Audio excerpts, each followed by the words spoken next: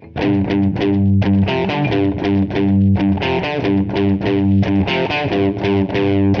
everyone, Hi, I'm Jen, and I'm Jane, and we're SpielMill. and this is our top 10! Yay! We made it! How exciting! Oh my god, it's so exciting. It is so exciting. These are our most favoritist of favoritist games. Yes. Now, we made the list in January, and I think mine has completely changed by now, but these top 10 wouldn't go too far. I think there might be a little movement in them otherwise, but they wouldn't be too far off the list. Now, one thing I'll say is I like heavy, complex games a little bit. Same. So there's a little bit more of those in this top 10. Not all of them, but most of the games probably fit in that category. And, For sure. you know, the one thing I want to say about it, which I have said before, which is like, you know, I'd much rather go watch a great movie than watch a sitcom, a 30-minute sitcom. And that's how I am with my board games. A good board game that's immersive and a little bit longer and a little bit more epic is something that really makes me enjoy a game more. Yep, absolutely. Same here. And I think that my top 10 is thick with theme and complexity and length. And length. So I you know, there's been a lot of conversation recently about long game versus short game, and I mean, I think there's room for both. Yeah, and like there's no right or wrong answer. There is no right or wrong answer. But this tendency towards making games like quicker, I am not here for. I like a long game. We make our games longer. We actually added to a Lacerda game last night. We were like, this was over too quick. It's too quick. Lacerda, one of his big ones. Yeah. So please stop making games shorter or simpler. For us. Just for us. Just for us. I'm sure. But really, I mean, wouldn't you rather watch a movie than a 30-minute show? And then wouldn't you rather binge a show than watch a movie? Yeah. I mean, that's kind of our hierarchy. And I know that's just an analogy, but it's just like, there's more to it. There's more to enjoy. Yeah, it's like you said with the Lord of the Rings. We both love Lord of the Rings, and we'd rather watch the extended version than the short version or a much shorter version. Now, sometimes you don't have time for that. Sometimes you're not looking for that. Sometimes you want something in between. Or you might have a disability, which makes it hard to play a long game, and that's all legitimate. All totally legit. And you may even like short games. That's fine. Yep. We just like them long. That's how we like it, so...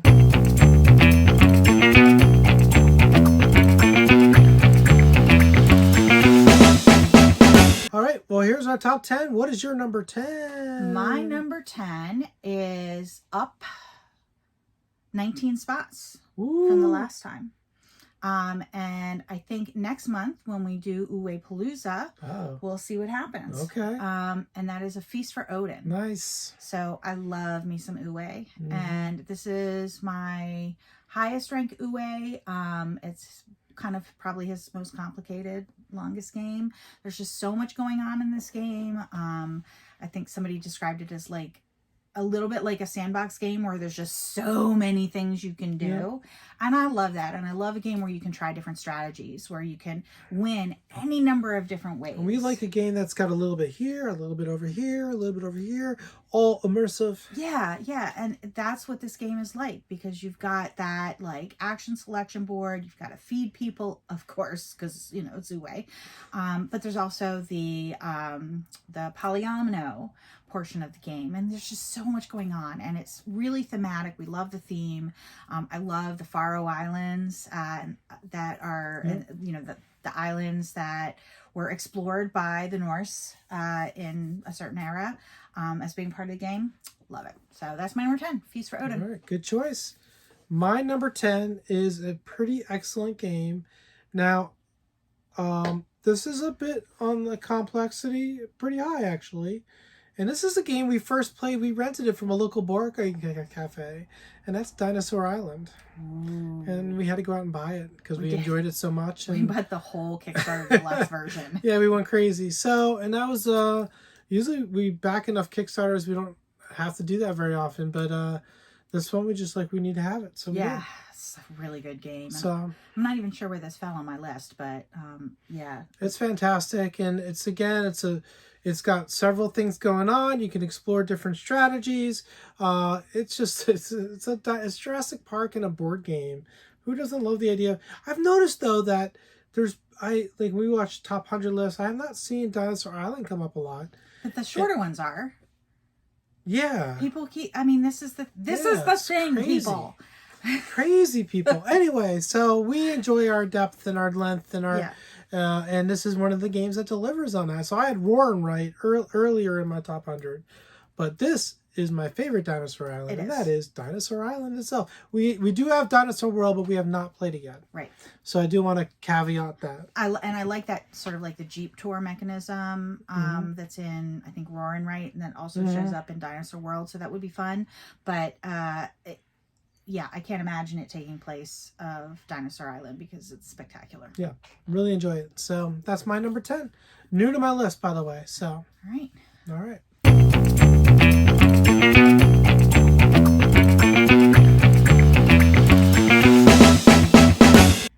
Before I say my number 9, I just wanted to say one thing about the artist for A Feast for Odin is Dennis Lahausen. And I kept thinking, did I miscopy the artist from another game or the information from another game? Because he came up over and over and over. And we talk about amazing artists like Ian O'Toole all the time. Beth Sobel. There's a lot of great artists out there. But he's really... who did Dinosaur Island. Yep. He is so prolific, and he did a lot of our favorite games. And so I just want to shout out to Dennis. I see you. I like the games you illustrate. Thank you for doing the work that you do. And now I'll go on to my number 9. My number 9 is up 10. It was 19 in the last time we did this. It is a very heavy game, both in complexity and in theme. And that is Abomination. Ooh. I don't know why I love this game so much because it is so dark, but I love it. Love it. Basically, you are building a Frankenstein's monster, and you are going out and collecting body parts to do so. And you can get, like, you can go to the graveyard and you can grave rob, and you can get, like, a lot of bones. Really, really cheap bones. Easy to get, but the flesh is not so good on those. You really want something fresher. And so for that, you really want to go to like the morgue, or if somebody's executed, maybe take the body, or you could even resort to murder. It's super dark. I love this game so much.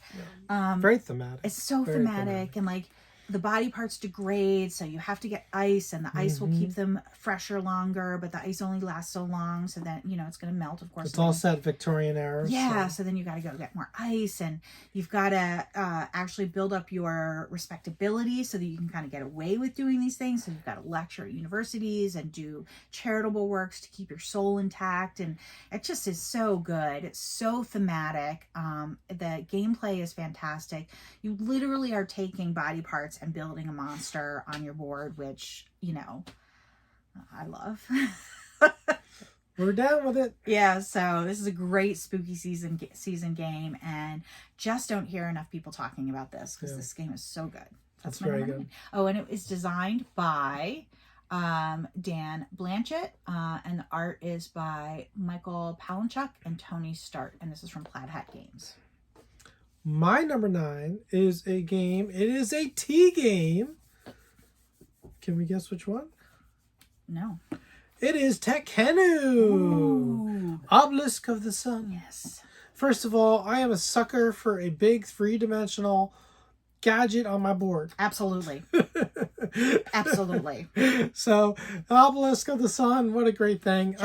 Check, good, love it. Love the dice selection mechanism, placement mechanism, whatever it is. And this is designed by Daniel Tassini, David Turchi. There's got several artists. I don't feel like reading them all.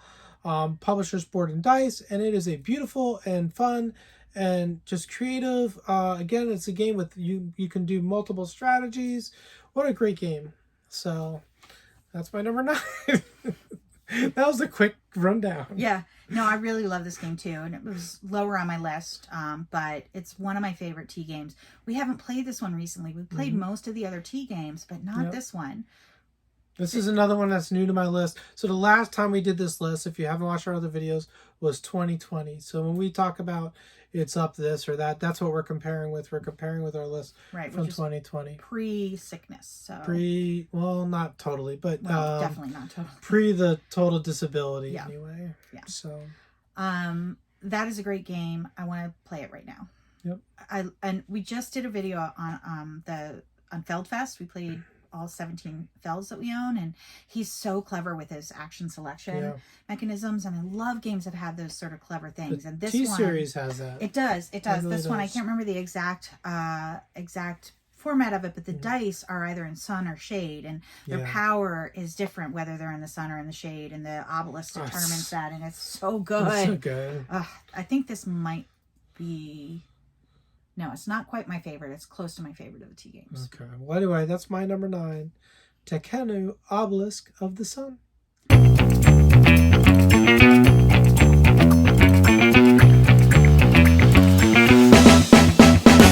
right. My number 8 is new to the list. It's not a tea game, but it does start with T. Oh. And that is Through the Ages, A Story of Civilization. Oh, where was that on my list? Vlada Chavel. I was up there 26. Yep. No, 31. From Czech Games. I love this game. Every single time we put it out. We don't get to table it too often, but I'm like, I don't understand how this is going to work. There's like, it's this complex game, and there's just like 3 spots for cubes or something like that. And like, I don't understand how we're going to track our growth of our crops and our evolution of our technology and the number of citizens we have with just these components, and yet it works and it's magic. I will say I was reading some of the 1-star reviews on this. I don't think we've recorded it yet. No. I'll give a little thing away. And some people really complained about the military aspect of this, and we don't go hard on the military. Yeah, we don't. In this, because it's too player versus player. Yeah. And that might change it, but the way we play it, which is very little military, we're not like attacking each other left and right, is so fun. I really enjoy building your civilization over time. This is a long game. It's like 2+ hours, and it never feels like it. Yeah, and that's one thing about civilization games. I love civilization games, but I never like the military aspect. Yeah. So. Yeah, so if we can ignore that, we do. For sure. And this you can. It works. You don't actually have to really utilize the military. It helps though if both players are on the same page that way. Well, for sure. So. Well, that's why it works for us. If you were attacking me all the time, this would not be this high. But I love the cards. Pulling out your leader is going to be Gandhi this round, or Nelson Mandela later. It's wonderful. I love this game. So that is my number 8. We're on 8. We're on 8. We're on 8. We're on 8. We're on 8. My number 8 is probably one of my lighter games in this set. But I really love this game. It's very thematically true, I think, the way it plays.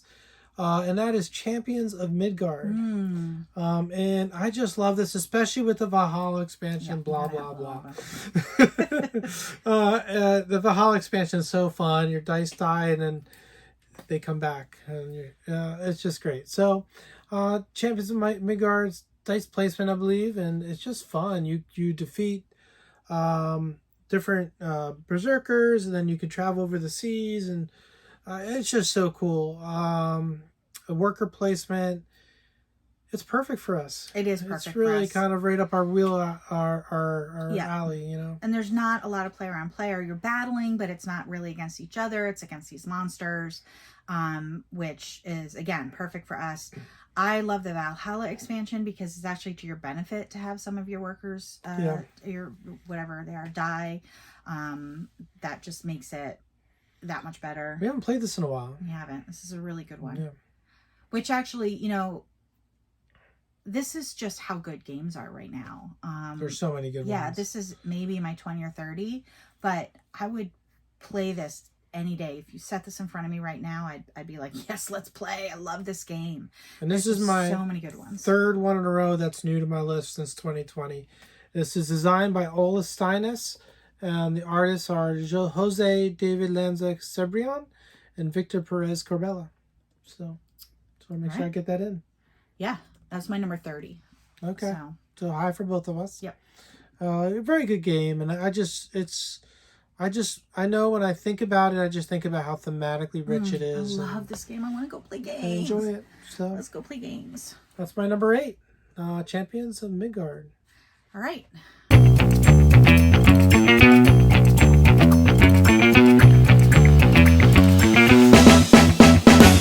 My number 7 is down 5 spots, and I believe that is it is a victim of the fact that we have not played it as much in the last 3 years.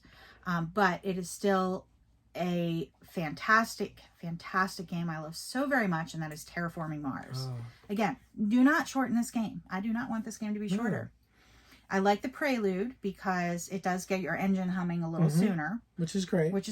You get into the heart of the game much quicker, but I'll still play for 2 hours. Like, I don't want to shorten the game. I just want to do more. So, I love this game. I know people complain about the randomness of the cards, but you get so many cards. Yeah, it's offset.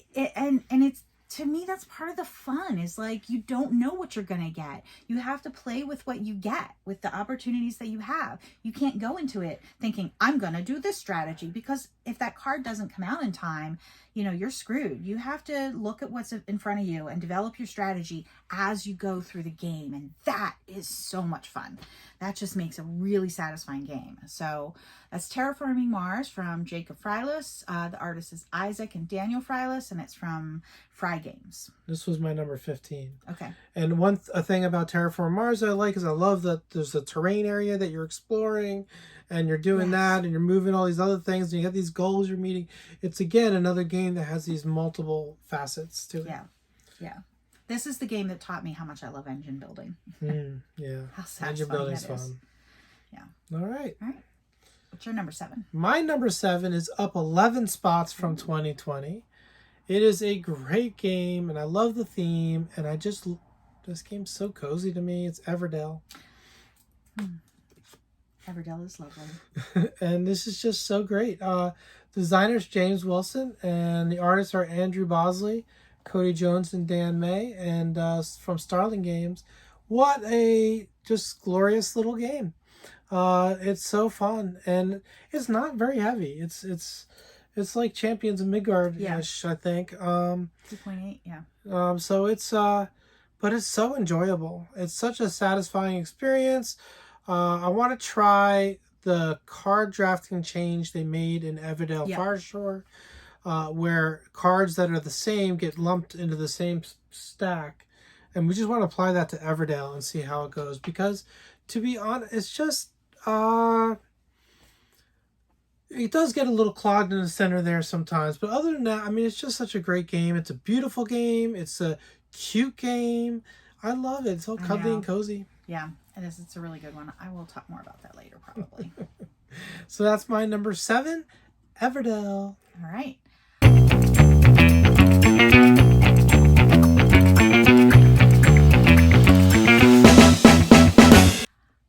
My number 6 is new to the list, and it is my highest ranked T game. Okay. And it's kind of the original. And that is Zolkin, the Mayan calendar. Oh, nice. That is from designer Simon Luciani and Daniel Tassini, and it is published by Czech Games.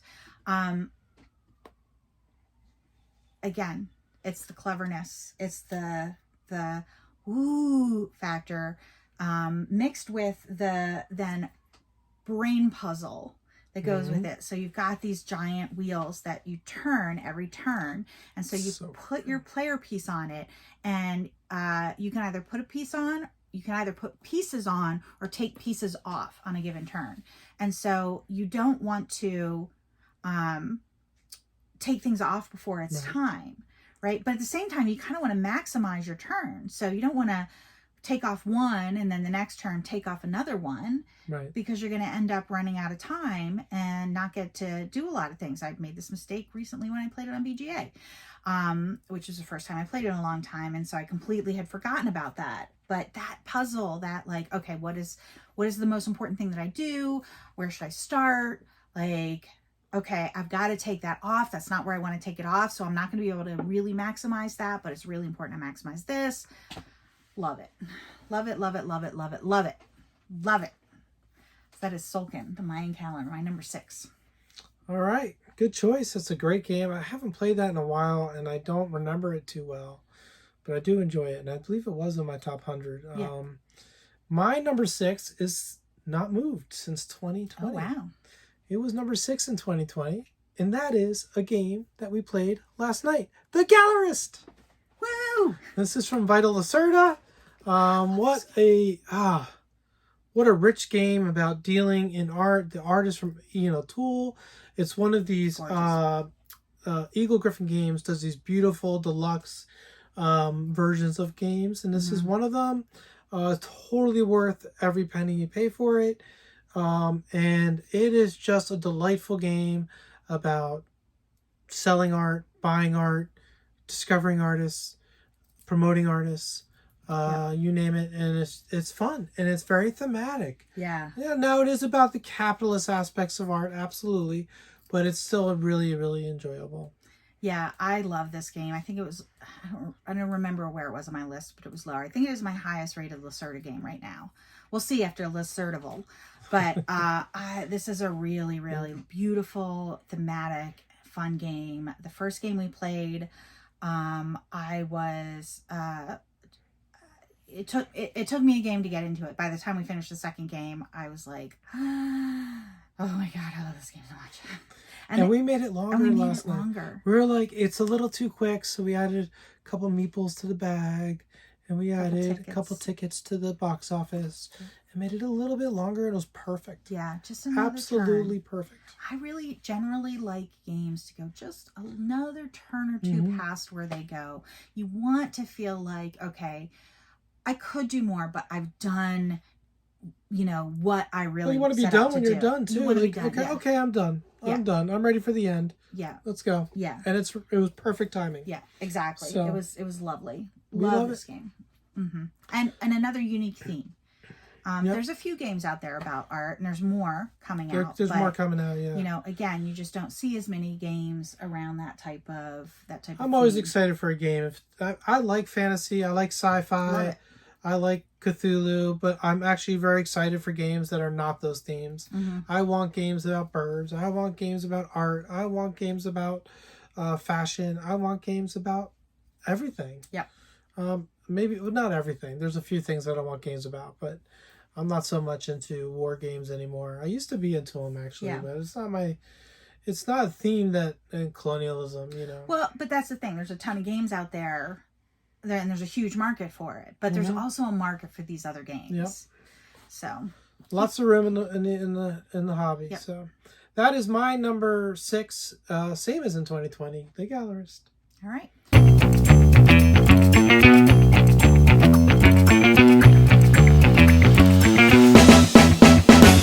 My number 5 is down 2 from last time, and it's a crossover in this 10, and that is Everdell. Love this game. Another engine building game, and also similar to Through the Ages. When you first start playing it, you're like, how am I gonna do anything? How's anything gonna happen? Like I'm not gonna be able to do anything. Are you kidding? My turn's over? Like I didn't do anything. But it's got that build, right? Agricola and some other games feel like that too. And I love that. You just have to know that's what it is going in.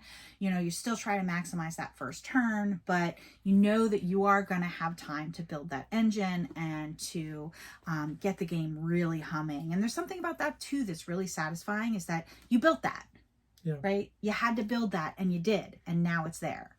And the Far Shore game doesn't attract me, because again, a lot of the language around it is making it shorter, making it simpler, taking out whatever. Taking out the fun. And I understand that for some people that's important, but you know, we go the opposite way with games. I really don't want to play a truncated version of Everdell, other than, you know, not gumming up the market in the middle, which I think actually doesn't make it shorter. It just facilitates, you know, doing more with the time that you have. I'm pretty okay with the game as it is. Yep. Yeah. Yeah, I'm pretty happy with Everdell as is. All right. And that is designed by, and I will say we've got all the expansions. We've played all the expansions. Not all of them. We still haven't played the last You're right. one or two. One of them is like, it's actually... The solo one we definitely haven't played. One of them is like negative or like take that, player versus player. There's something about one of them. No, one's a solo game. I don't think they're take that, is it? Maybe not. Spirecrest, you think? Yeah, there's something about Spirecrest, I think, that... I don't know, we haven't played it. Had an element to it that I thought, oh, that's not going to be our... That's not going to be our expansion. Well, we'll see. But we've played the rest. They're all the others that we've played we really enjoy. But I also love this at its base game. Like, I don't need expansions. This is one of the few games that, like, the expansions, I can take them or leave them. Games like Grand Austria Hotel, like, I have to have the expansions. I don't have to, but I much prefer them with it. But I think the base game on this But the expansions have all been really good so far, too. Yeah, they have. And that's designed by James Wilson, art by Andrew Bosley, Cody Jones, and Dan May, and that is from Starling Games. All right. My number 5 is a game that dropped 2 spots from 2020, and I absolutely love, and I think it's because we haven't played it in a while, and that is Lisboa. I really love Lisboa. We're in the middle of the Certival right now, 2023, and we are going to play Lisboa. And I'm very excited to play it. So me too. This is a great game with a great theme around this series of earthquake and tsunami and fires that hit Lisbon, and I forget when exactly, but it's just such an interesting thematic game. The rulebook has all kinds of background on the history of it. And, you know, you can tell Lacerda's love his home country of Portugal. Yep. All his games are centered, most of his games are centered around Portugal. It's just really interesting, and I'm very excited for it. It is beautiful in a very beige way. It is. It's interesting. It's got the most ridiculous 8-page or whatever page. 14-page player aid. It's a pamphlet. It's a player pamphlet. And yet it's a very, very useful player aid. And it's very good game. It's so good. And so what can I say? This is a masterpiece in many ways, and just excited to play it again. So that is Lisboa. Ian O'Toole again did the art. Eagle Griffin did a wonderful game on the deluxe version. A wonderful job on doing the deluxe version. And that's it. Yep. My number 5, Lisboa. 1755 was the earthquake that then caused the fire and the tsunami. And I think that color palette is indicative of the age that there was, that was sort of like the trend in design during that age. And so I think it's actually really appropriate, but also I think it's really beautiful. So I do love that game. All right.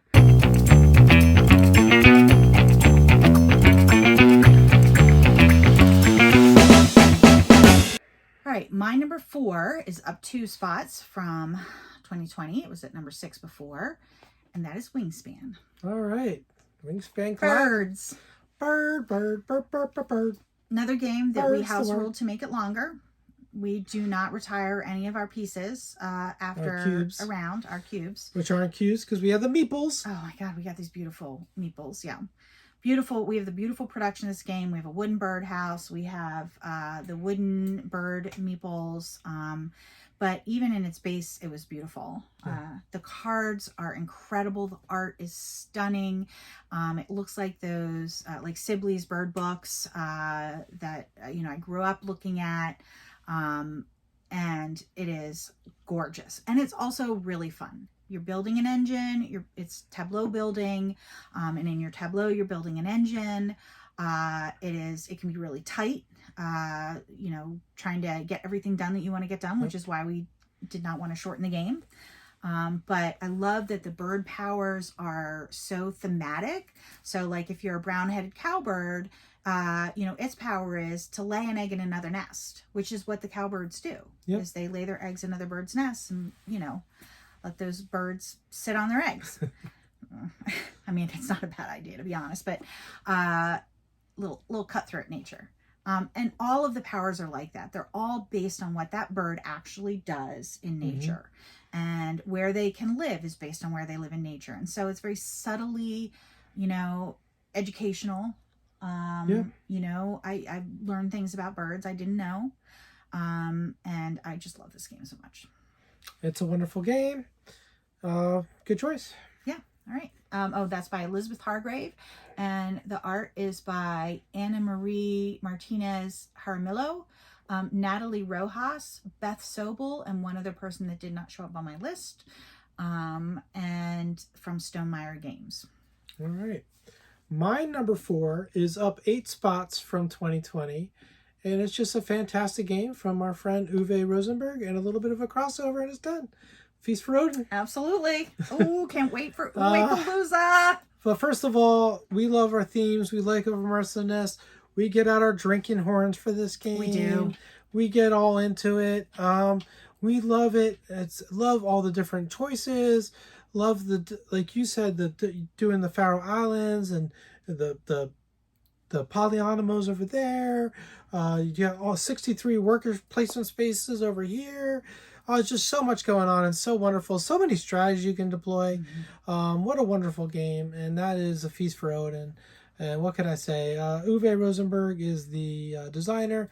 As you said, Dennis Lohausen is the artist. And props to you, Dennis, for showing up in all our games. And Fairland Spiel is the publisher. And we have the Norwegians expansion, but we have not played it yet. So we have more Feast for Odin to enjoy and explore. We do. So I'm very excited about that. Yes, I am too. And just Dennis did the art for 6 of the games in my top 100, but I did just go look at previous to this recording, and he did a whole bunch of other games that you've played and loved. So, yeah. Props for prop is due. All right. Absolutely. All right.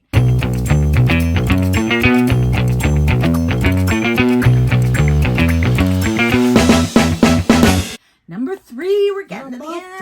Top 3.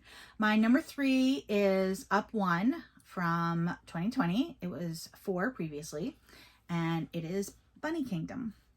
Nice. I love Bunny Kingdom so much. This game, it's not super complicated.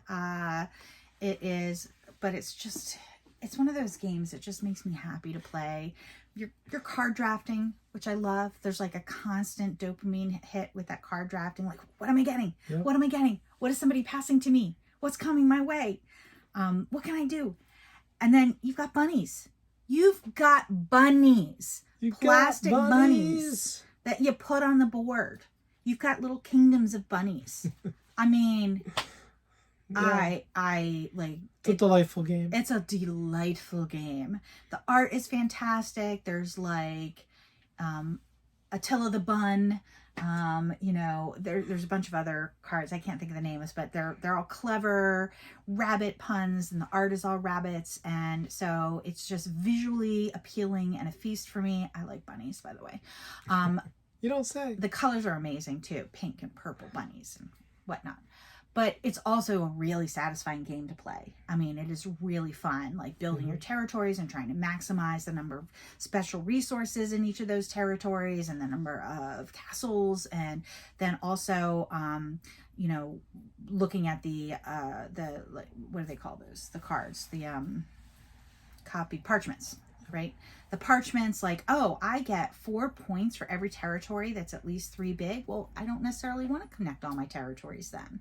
I can do something with those random rabbits that are out in the corner that I couldn't help but take.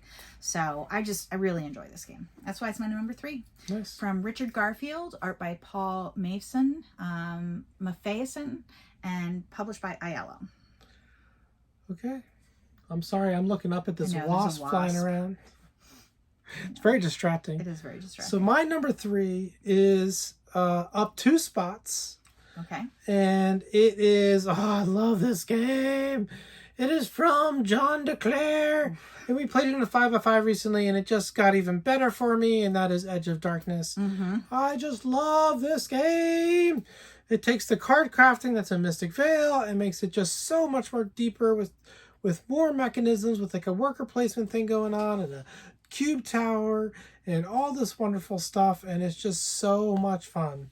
Yeah. And just love this game. It's so rich. It's so thematic. It's so immersive. Yeah, I what can I say? I just really love this game. I do too. This was my number 14. And I think that's probably where it stays. I don't even know what's going to happen with all the great games we just played with the top list, but that one is going to stay high. It is so good. I love the card crafting. We have to get Dead Reckoning off our shelf of shame. Mm-hmm. John DeClaire is so great. And oh yeah, we're going to do, what do we call it? Tour de Claire. Tour de Claire. We're going to do a Tour de Claire and play all of our John DeClaires because we have a couple that are sitting on our shelf of opportunity. And we have another one coming, Empire's End, coming later this year. I'm very excited for that one. So he's such a creative designer. And we usually pick up a new game when we do these designer fests. So we'll see if we get up Cubitos or something like that. But yeah, love John DeClaire's designer, but this is my favorite of his. And it's just fantastic. So yeah, my number 3, up 2 spots from 2020, Edge of Darkness. Great choice.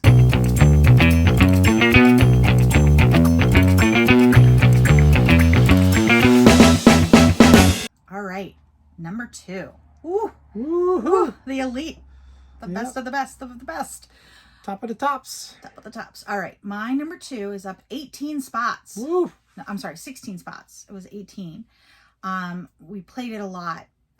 This is one of the few games that we actually tabled in the dark times, I believe, and that is Aeon's End. And part of it may be that it's one that we actually did get to the table once or twice during that period, but we love this game. I love this game so much. We played Legacy. We've played all of the versions. My 25. Not a fan of the streamlined version, Astro Knights, that just came out. I want more Aeon's End. It's a cooperative deck building game, and what I love about it, and I think is so clever, is that you don't shuffle your cards. Mm-hmm. You don't shuffle your deck. You don't.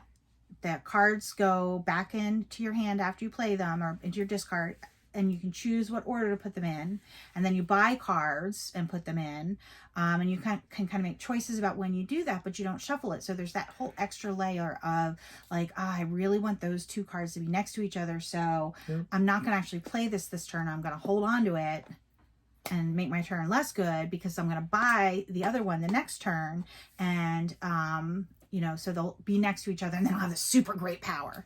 And you're fighting a baddie together. It is hard to win, which is what I want in a cooperative game, that we've been known to play at like an episode or a bad guy over and over and over and over again in like one sitting or one day till we win.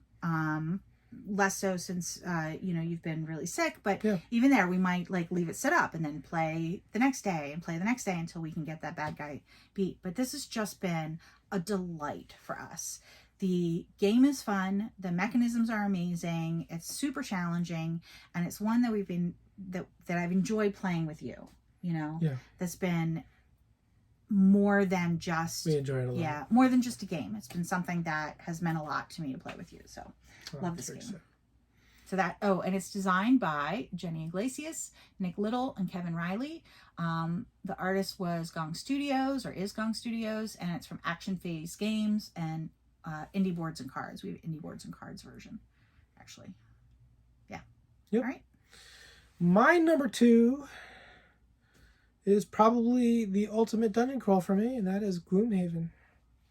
What can I say about Gloomhaven? Gloomhaven's an epic, sprawling dungeon crawl adventure. It's got D&D in a box kind of thing.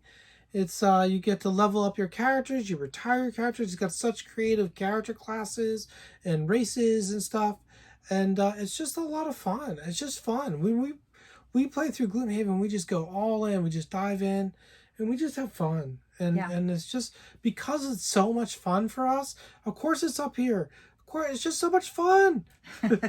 Like, we love it, and we're so excited. We're very excited for Frosthaven. very excited. We have Jaws of the Lion. We haven't played that yet.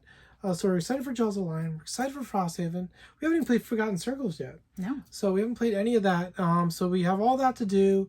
And we just ordered Little Bugs and Bites, which is the Gloomholden inspired version of Gloomhaven. Yeah. I'll say more about this in just a second. Number 1.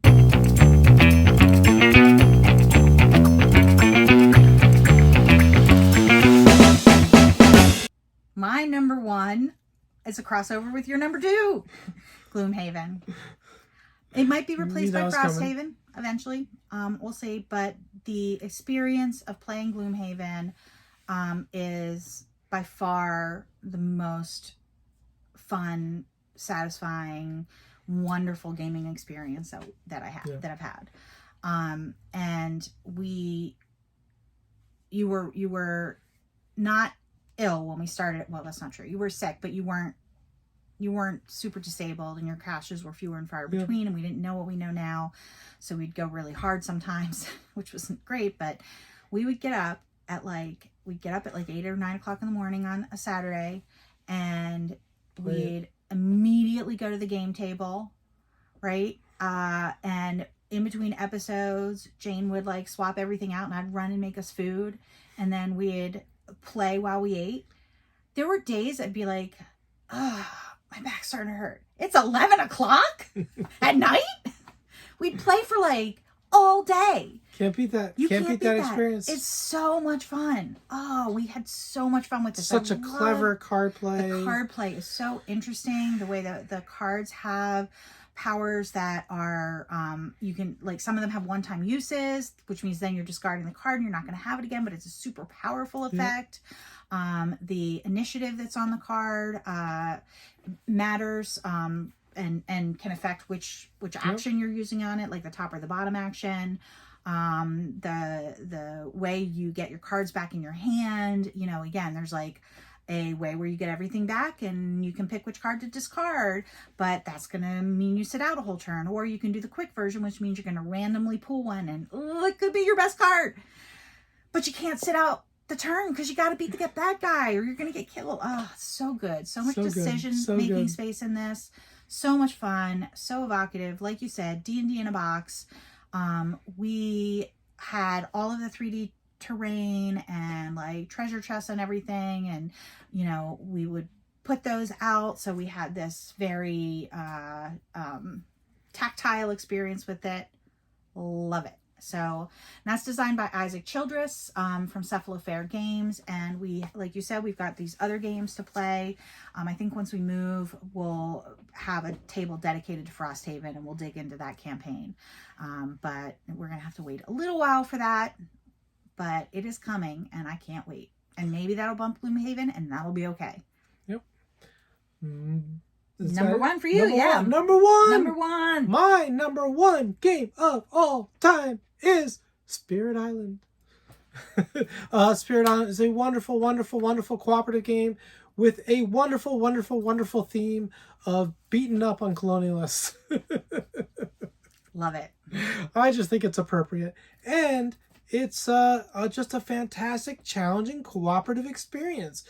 At the end of the game, you end up just talking about it, like, how did it go? You know, like, I can't believe what you did there. And, you know, it's just so much fun, the whole experience. Yeah. And it's been a while since we played from it. So, like, I'm not even going to delve into the mechanics because at this point it's blurring on me, but it's so fun. Yeah.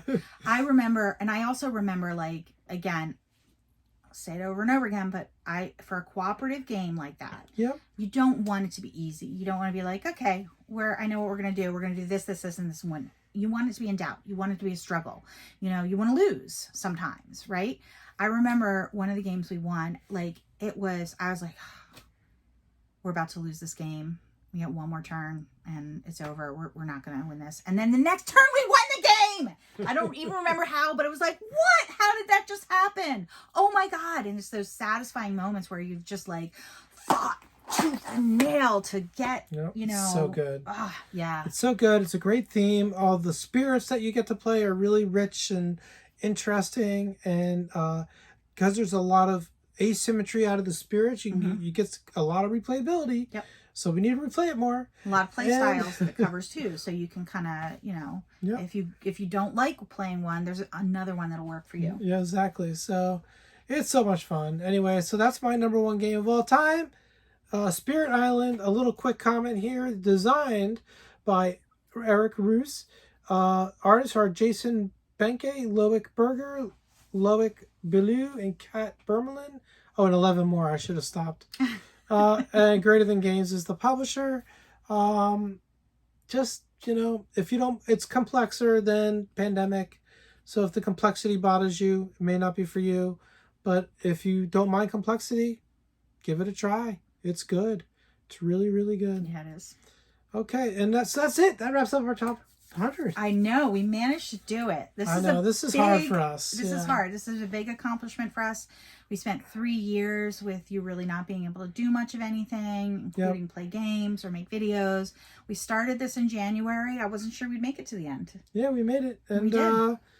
It's been fun. And I appreciate those of you who've watched, and, you know, everyone who watches our videos. We just appreciate you so much. We do.